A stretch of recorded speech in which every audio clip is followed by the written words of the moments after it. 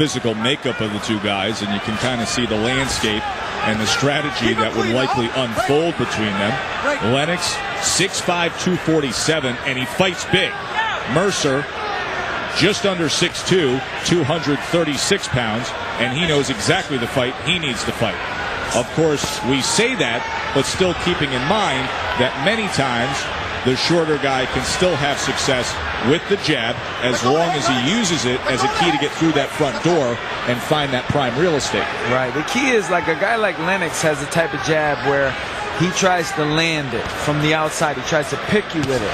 A guy like Mercer should throw the jab even if he doesn't land it. He should battering ram his way in. Forget about trying to land perfect jabs, because if he tried to have a high percentage of jabs, it probably wouldn't work for him. Comes in well behind the jab. Two right hands upstairs. Went downstairs with a right hand to the body. See, that's what you want to see from a smaller guy. You want to see the guy work hard on the inside and try to wear Lennox down. You can't win quickly. You've got to plan for a longer fight where you can wear the big man down. Go to hand.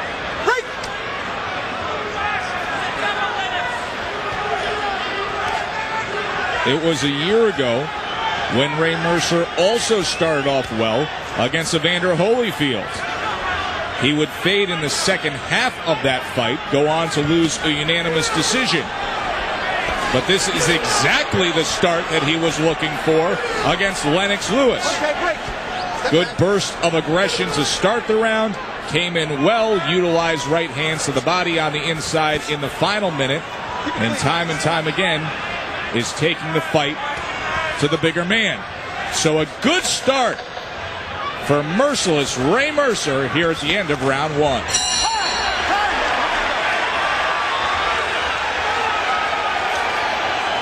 Round four. Joe Tessitore alongside the Iceman, light heavyweight contender John Scully. Good work with the jab from Lewis here early on in round four. There's a right hand from Mercer, and then sweeps in with the left hand that Lewis was able to duck in away from. Good combination from Lennox-Lewis. He started off with a left hook. Mercer back to the jab, let him know, hey, I'm still here. He's got to get that distance, though. He's allowing Ray to get on the inside, and he's allowing Ray to come back on him. Like Lennox lands, then Ray lands.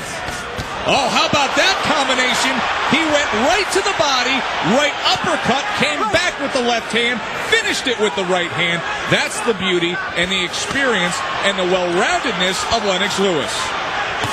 See, now he's getting a little confident. He's got to stay with the jab, keep this going, get this round in the bank. Tried to fire off a devastating right uppercut, missed the target. But what a combination he put together here in the early moments of the fourth round. Best offensive output so far from Lennox-Lewis. Well, now he's getting cornered. He can't let Ray take this back from him. He's on a good roll here. Mercer going belly to belly, toe to toe right there on the inside.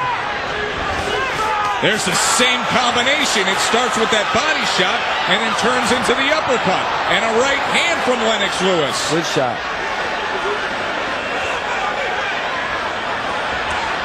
So Lewis off to a good start. Now here comes Mercer with a couple of right hands. Very exciting fourth round. Go ahead, Ray. Go ahead, Ray. He's got to pick up that jab because he already knows, Ray knows that he's got to put a big effort forth. So Lennox has to hold him off with the jab. If he doesn't, he could let that big lead go. See, there he goes. Fired off the uppercut again. It missed again.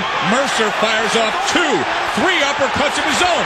Now fires back with a series of left and rights. Ray Mercer just walking forward, taking it right to Lennox-Lewis. He's blowing the rounds. Uppercut by Lewis. Body shot with the left hand. Mercer comes back.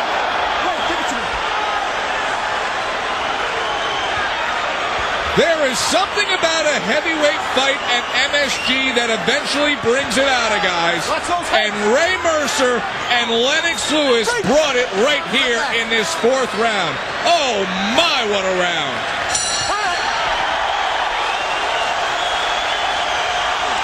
Right now, he needs to order up a little more offense to deal with the persistent and determined Ray Mercer. Remember, Mercer, a year ago in his last fight, had a similarly strong start against Evander Holyfield before fading down the stretch. Will that same form take hold here at MSG? Jab from Lewis, tried to come with the right hand behind it. Lennox is definitely feeling better, asserting himself a little more, being a little more, taking the initiative. And I think he won the last two. Watch the heads, fellas. So he could even it up right here if he stays with that jab and kind of takes advantage of Mercer slowing down just a little bit. So John Scully on your scorecard, now some close rounds in there, but you would have it 3-2 Ray Mercer after Mercer's good start, and Lewis coming out strong, especially in that 4th round. Right, I would say 3-2. I think the first 3, in my view, definitely Mercer. The 4th, definitely Lennox, and then the 5th, was back and forth, but I would give it to Lennox. So 3-2. Good combination from Lennox-Lewis. Very nice work with the right hand. He tests the uppercut once again. So Lennox-Lewis now starting to hit his stride as he comes in with a left hook. And he just pushed Ray back, which isn't good for Ray. If Lennox can push you back, if he can push a guy like Ray back, if I was training Ray Mercer, I would say, if you're backing up in this fight, you're losing. No doubt, because you're not a slick boxer. You're not going to outbox Lennox-Lewis. That was something that Tommy Morrison learned the hard way last October. And now Mercer, once again, getting right into that kitchen and firing it up. Lefts and rights, a couple of right hands actually backed up Lennox-Lewis. He just landed several hard shots. That was what he needs to do. And he needs to get right back on him. He needs to will himself to dig down like that. Probably a little bit more than he is. Come on, let's stop holding. Break. Referee Arthur Mercanti Jr., the son of one of the all-time greats, Arthur Mercanti. His shining moment, of course, the fight of the century on March 8th, 1971. Ali Frazier, he was the referee in this building. Looked like there was a clash of heads there as Lennox-Lewis drove his head downward. Wild uppercut misses. See, Lennox is getting a little sloppy with the uppercut. He's better at it when he's inside and he digs down with it. Time.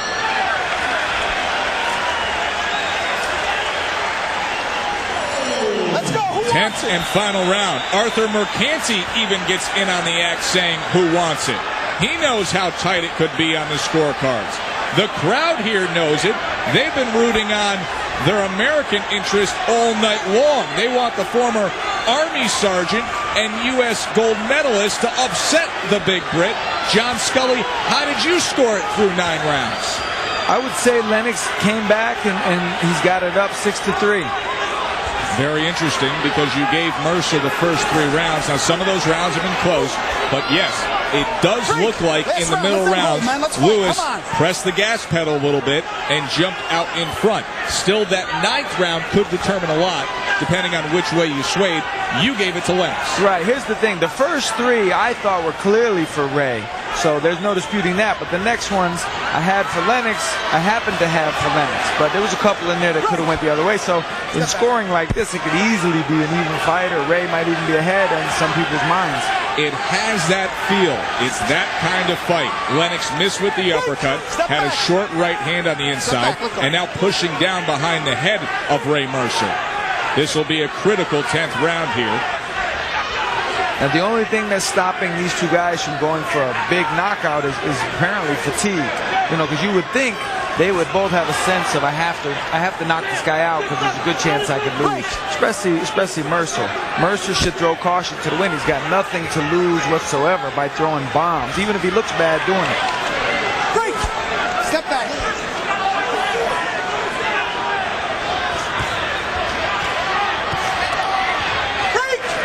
And now it's Mercer giving Lennox-Lewis a little of his own medicine on that break as he was pushing down on the back. Lewis now. No jab there. Both men fall in and happy to clinch. Final minute of this fight. Mercer with the jab. Lewis backing up. And once again, they tie up. Mercer's got to throw bombs. He's got to risk losing badly to win big. Good double jab there from Ray-Mercer. The right hand missed as Lewis was able to get his left paw up and deflect it. Mercer charges in again, but then ties up. He's got to finish strong. He's got to go for big shots. Could say the same for Lewis.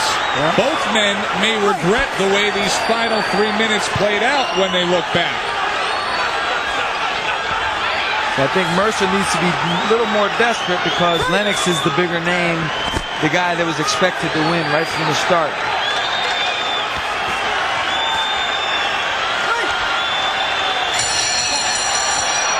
That's it. They go the distance. Both men raise their hands. The crowd gives a good standing ovation. Most of them supporters for Ray-Mercer. 95 even. Luis Rivera scores the belt 96-95. George Colon scores the belt 96-94. For the winner on a split decision, Lennox